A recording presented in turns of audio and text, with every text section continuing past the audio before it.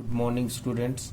Today we will study about the need of democracy, why we need democracy, and why it is called the best form of government.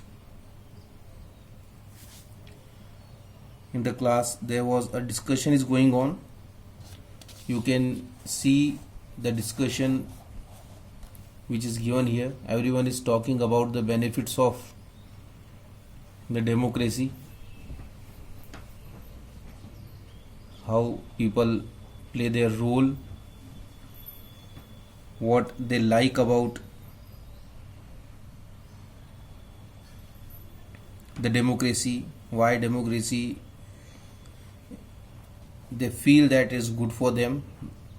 Opinions of all the class students is given here, what they said about the democracy.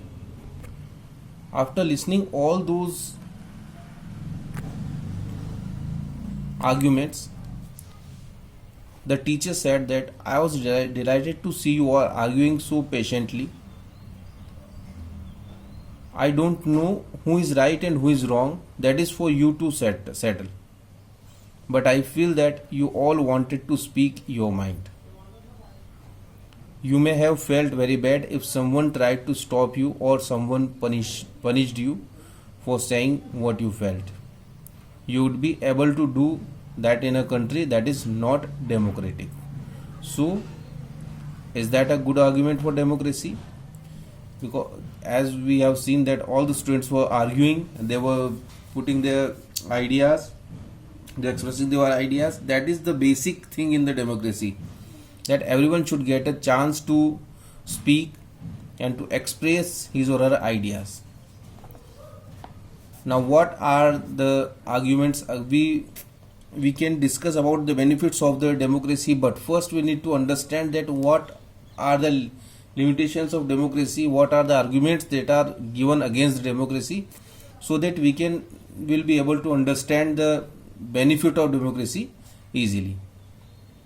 So if we see the what are the arguments against democracy, then we can say that leaders keep changing in the democracy, that leads to instability. In democratic countries, in the democratic governments, leaders keep changing in every 5 year, in every 10 year, or in every 2 year, sometimes in every year, that leaders keep changing. So it brings instability in the government.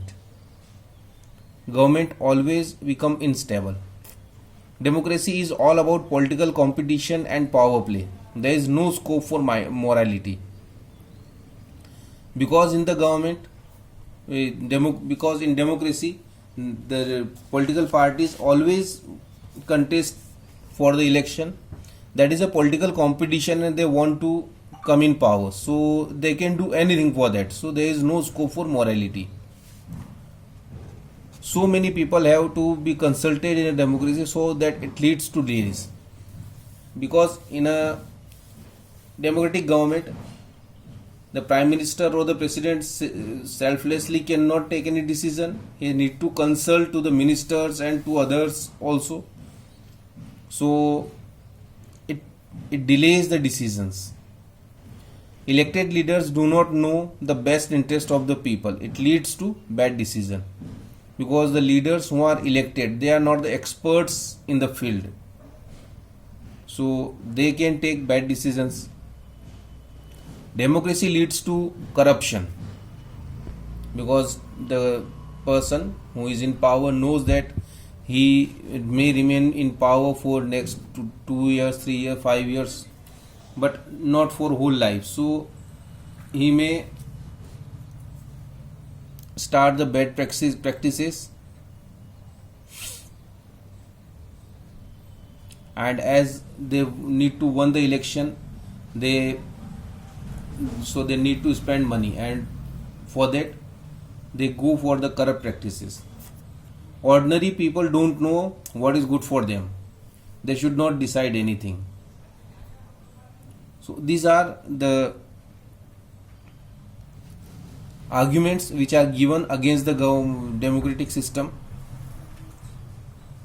and we can say that the government, democratic government, starts corruption, and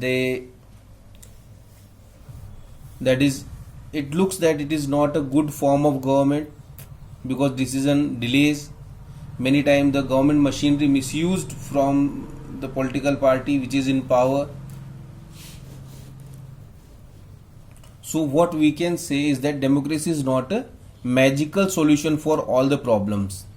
We cannot solve all the problems for democracy in one day or 2 days. It has not ended poverty in our country and in other parts of the world. If we see in last more than 100 years or more than 150 years, democracy is not able to remove poverty from the world. Democracy as a form of government not only ensures that people take their own decisions, this does not guarantee that their decisions will be good. It guarantees us that people will take decision, but there is no guarantee that decision will be good. People can make mistakes. Involving the people in this decision does not lead to delays in decision making. And because the people can take wrong decisions, so they need to consult a lot people, and when they go to consult a lot people for decision making, it delays the decision making.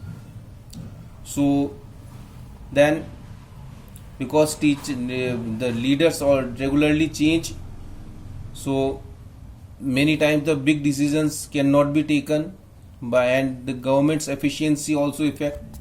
So all these arguments are very much true, and from that point of view it looks that democracy is not a good form of the government.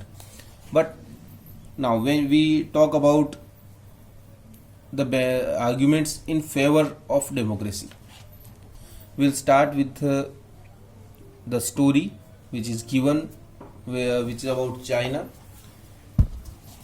China faced the famine from 1958 to 61, and it was the worst recorded famine in the world history. Nearly 3 crore people died in this famine. During those days, India's economy condition was not much better than China, yet India did not have a famine to the kind of China had. We were also facing a severe problems of the food grain in the country. What people say about this famine and the condition of India, that the existence of democracy in India made the Indian government respond to food scarcity in the way that the Chinese government did not. In India, the government worked in the field of food scarcity and worked to make India a self-sufficient country in the food. But China did not respond in that way, so 3 crore people died in China. They point out that no large-scale famine has ever taken place. In India, we did not face any kind of big famine since independence. But China, they faced, and 3 crore people died there in that famine. If China too had a multi-party election, an opposition party and a press free to criticize the government, then so many people may not have died in the famine. If there might be a multi-party system and the opposition parties and free press, then there may be possibility that this much people do not die. What this example says, that democracy is considered the best form of the government, because the government is more accountable. They need to answer people, they need to answer to the opposition parties, to the press, and they cannot do anything according to their wish. They need to do whatever they do, they need to do as per the people's desire. So A democratic government is a better government because it is a more accountable form of government. Now the remaining arguments about the democracy we'll study in the next video. Thank you.